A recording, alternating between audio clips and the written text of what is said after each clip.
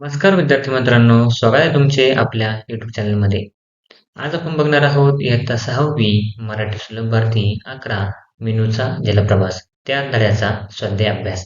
चला तर मग बघूया आपल्या स्वाध्याय अभ्यासातील पहिला प्रश्न. तर आपला प्रश्न पहिला 1-2 वाक्यात उत्तर लिहा. त्यातील अ आहे मीनू मासोळी कुठे राहायची? उत्तर मीनू मासोळी नदीमध्ये माशांच्या समूहात राहायची. आ. मीनूला समुद्र का बघायचा होता? तर नदीपेक्षा हा खूप मोठा व खोल असल्यामुळे कुतूहलाने मीनूला समुद्र बघायचा होता. ई आहे नदीचे पाणी गढूळ का झाले? उत्तर मुसळधार पावसात जमिनीवरून पाण्याचे लोंढे व्हायला लागल्यामुळे नदीचे पाणी गढूळ झाले. ई खडकावर फुललेल्या फुलांचे रंग कोणते होते? उत्तर खडकावर फुललेल्या फुलांचे रंग लाल, गुलाबी आणि अंजिरी होते. उ. समुद्राच्या खोलवर अंधार का असतो? उत्तर इतक्या खोलवर प्रकाश पोहोचत नाही, म्हणून समुद्राच्या खोलवर अंधार असतो. आपला प्रश्न 2 आहे. 3-4 वाक्यात उत्तर लिहा. त्यातील अ आहे लेखिकेने नदीचे वर्णन कसे केले आहे? उत्तर नदीत खूप खूप निळे निळे थंडगार व स्वच्छ पाणी होते. नदीचे पाणी इतके स्वच्छ होते की वरून तळाची वाळू दिसायची. गोल गोल दगड व पोहणारे छोटे मासेही दिसायचे. आ. मीनूची व आईची चुकामक का झाली?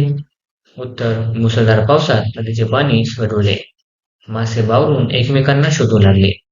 कोणीच कोणाला दिसत नव्हते.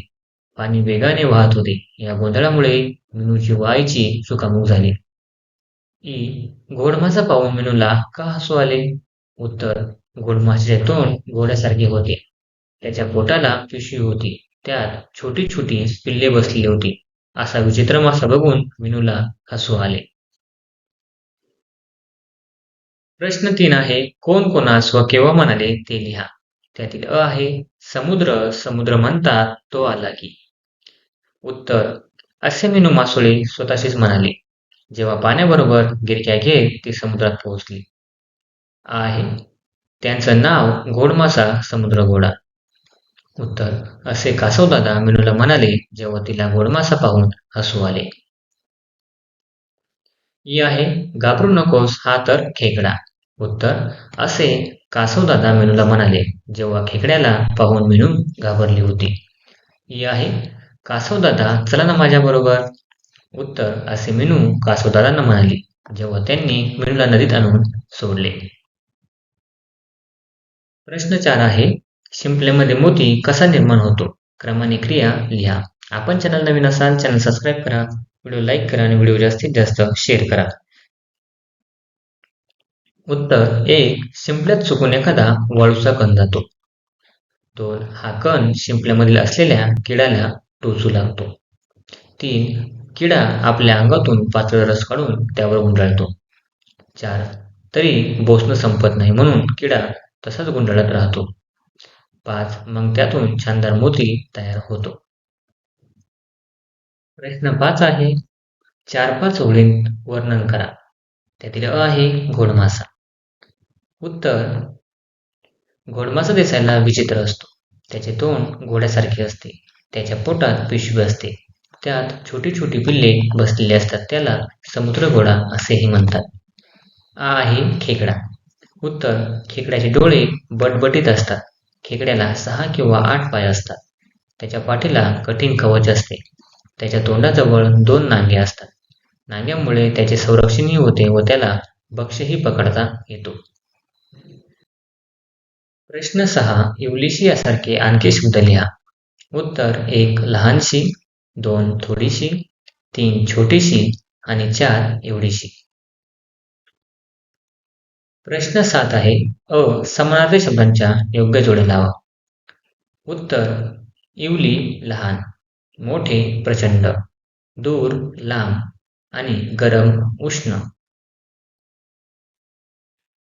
आहे विरुद्ध शब्दांच्या योग्य जोड्या लावा.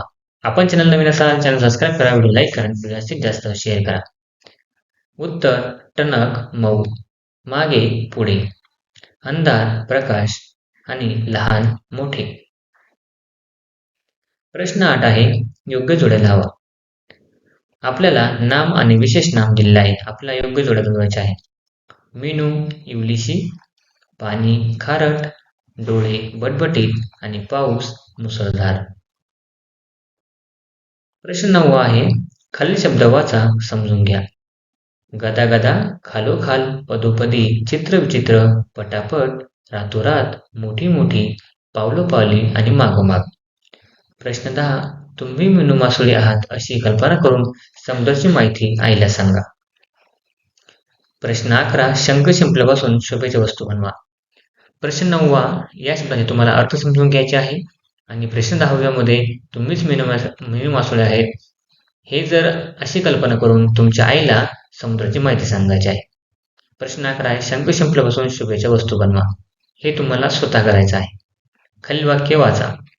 विसूने ताजमहाल पाहिला. मंदाने सुरेशला सांगितले पायल तुझ्याकडे उद्या येणार आहे. एखाद्या शब्दावर जोर ठेवायचा असता दुसऱ्याचे मत अप्रत्यक्ष सांगताना असा एक केरी अवतरण चिन्ह वापरले जाते. खालील वाक्यांतील काळ ओळखा. त्यातील अ आहे सूर्य पूर्वेला उगवतो. तर हा काळ कोणता आहे? वर्तमान काळ. आ आहे मला लाडू आवडला. तर उत्तर आहे हा भूतकाळ. ई आईचा स्वयंपाक झाला होता. हा काळ भूतकाळ आहे. ई आहे मी गावाला जाईन. उत्तर भविष्यकाळ. ऊ तू का रडतेस? तर हा काळ वर्तमान आहे. आणि ऊ मी पोहायला शिकणार आहे. तर हा भविष्यकाळ आहे.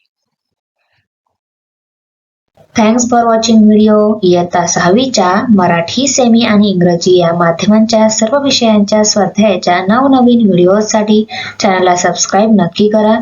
लाईक करा, कमेंट करा आणि वर्गमित्रांना शेअर करा.